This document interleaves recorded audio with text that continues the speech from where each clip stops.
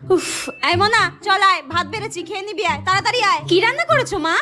হ্যাঁ, বাঁধাকপির চচ্চড়ি, মূলো ভাজা আর ফুলকপি আলু মাছের ঝোল। তাড়াতাড়ি চল, খাবি চল। হ্যাঁ, এইসব রান্না কেন করে?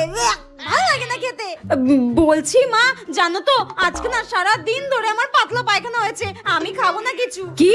কই, আমাকে আগে বলিসনি তো তোর পাতলা পায়খানা হচ্ছে? ভুলে গেছিলাম তোমাকে বলতে। আমার না সকাল থেকে 5 বার পাতলা পায়খানা হয়েছে, আমি আর ওসব কিছু খাবো না মা।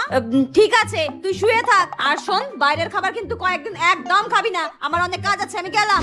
তুমি যাও তো, সারাক্ষণ শুধু ফুলকপি বাঁধাকপি মূলো, এসব কেউ খায় নাকি? গরুর খাবার একটা। মা চলে গেছে, এখন আমি গরম গরম পিজা অর্ডার দেবো। উফ, গরম গরম পিজা আমার চলে এসেছে, এবার এটাকে আমি জমিয়ে মজা করে খাবো। হ্যাঁ, মায়ের হাতের রান্না তোমার একদম ভালো লাগে না, তাই না? তোকে আজকে আমি